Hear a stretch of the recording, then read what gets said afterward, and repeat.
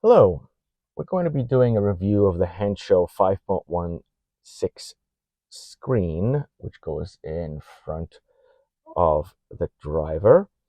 What we're going to do in this review is we're going to see how the screen looks from different angles. We're going to do some highlights of the installation, just to show you what's involved. We're going to cover the configuration screen and the GUIs. There's 3 different GUIs available in 2023. And we'll cover the reasons of why you may want and you may not want this particular product. And we'll cover of what sort of mod would come next. There's a particular mod I think that just goes very well together with this screen. So I hope you stay tuned, watch the video, and enjoy it. Thank you. So let's have a look at this from different angles. Here you see how it looks with the screen. Um, Again, in my opinion, it's quite looks pretty stock, but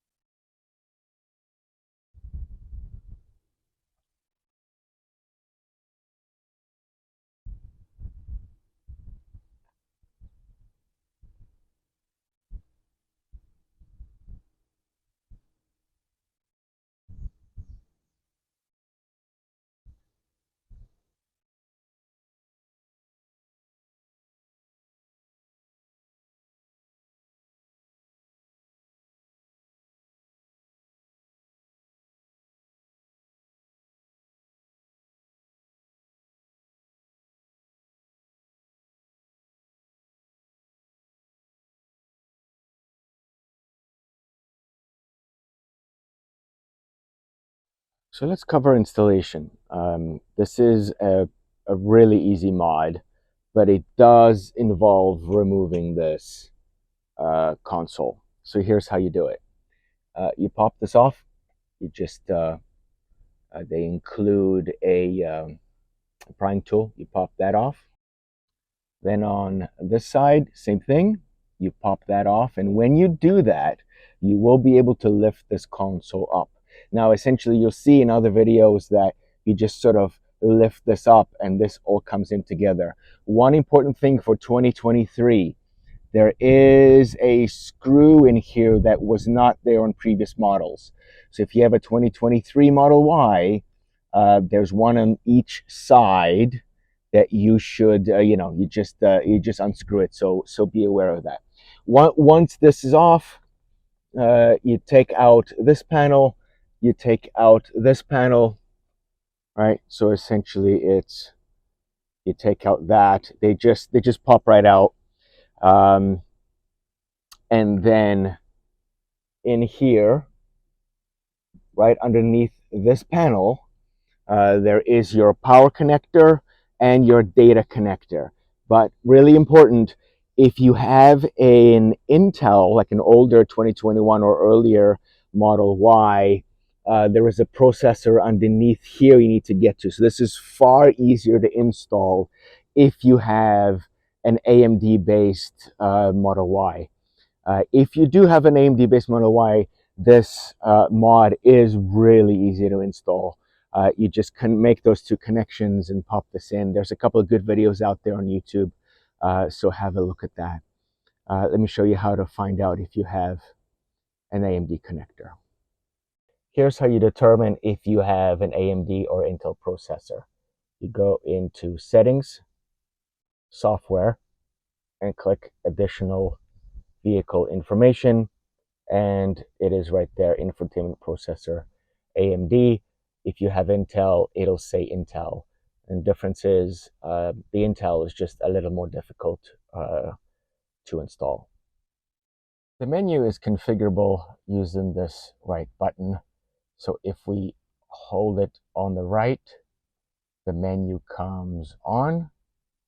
You have your basic configuration from your temperature, Celsius to Fahrenheit, your time zone.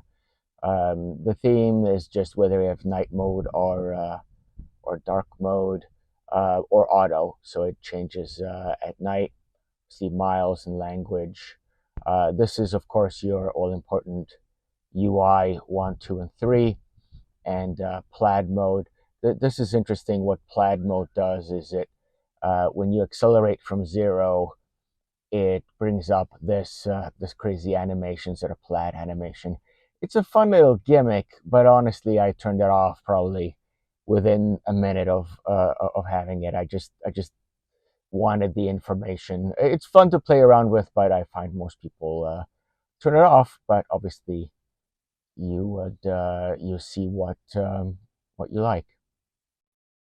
Let's do a close-up of the different UIs. Here is UI 1, obviously in standing position. See the doors open. Here's UI 2.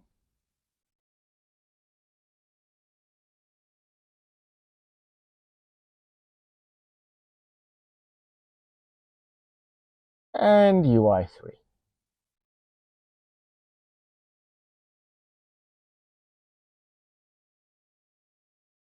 So let's have a look at how the UI looks. This is UI 1,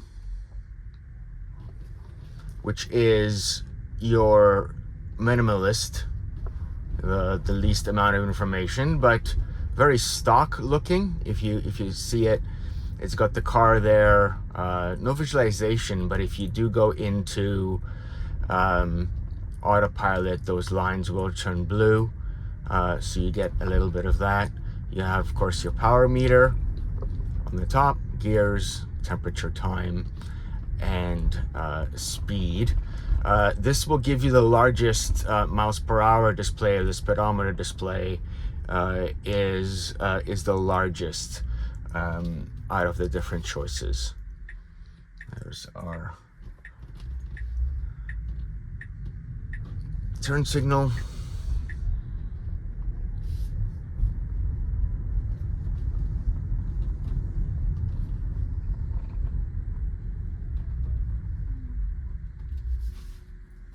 And here's UI 2. So with UI 2, you notice that the speedometer turns into the circular, almost like akin to an analog speedometer. Obviously, it's still digital. Adds PSI and following distance. Just adds a little bit of information. Still have the power meter, and so I guess the two new pieces are the PSI and following distance.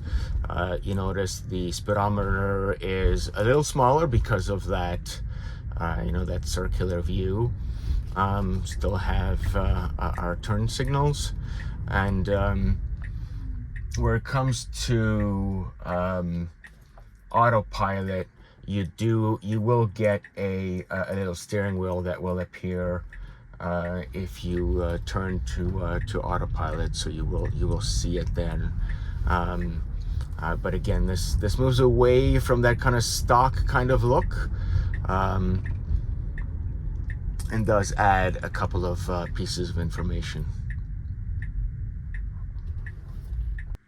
And here we have UI 3.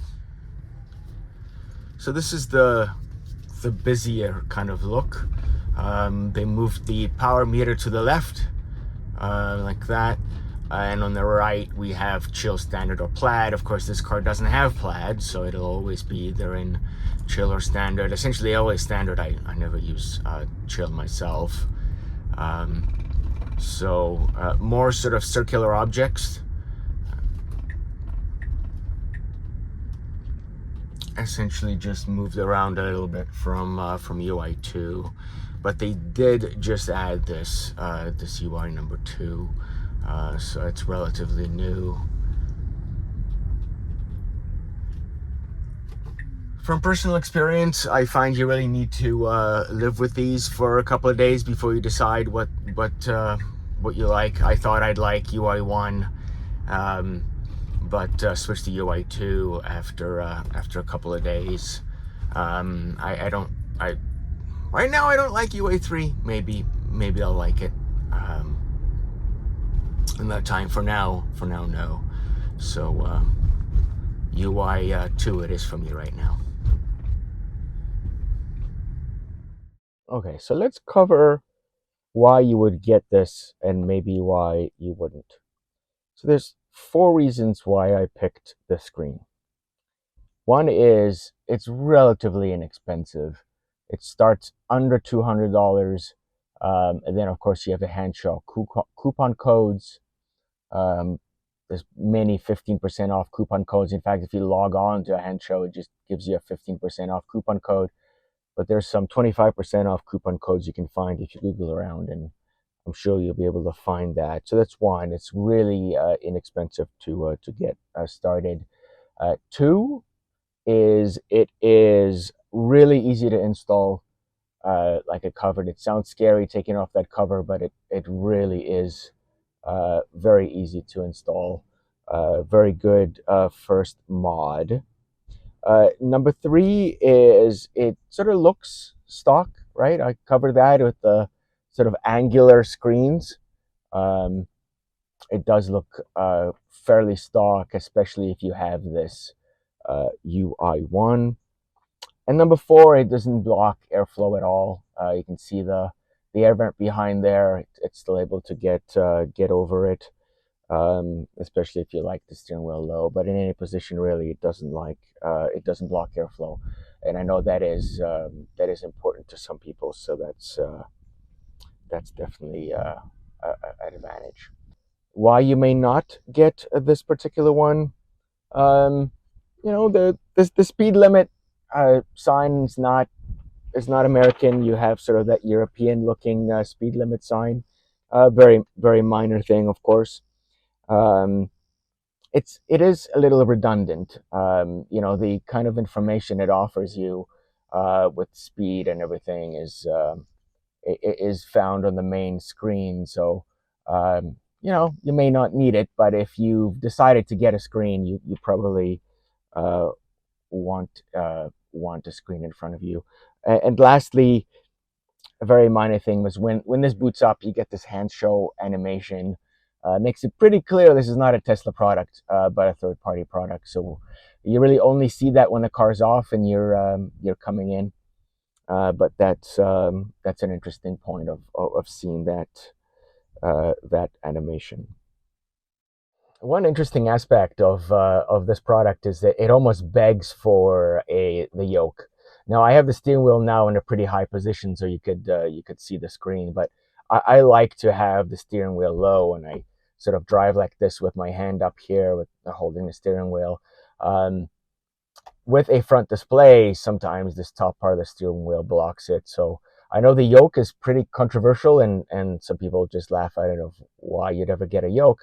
But I think with a front display, you're far more likely to be interested in the yoke. I know that's definitely something I'm looking at, just because I think with my hand up here and the screen, this top part of the steering wheel for me when I'm driving always does block the steering wheel, does block the display, and therefore I'm seriously considering getting a yoke for the Model Y, which, if you asked me recently, I'd say never, but this screen just begs for a yoke. I think it's a great look with the screen and the yoke together. It looks like it's one component.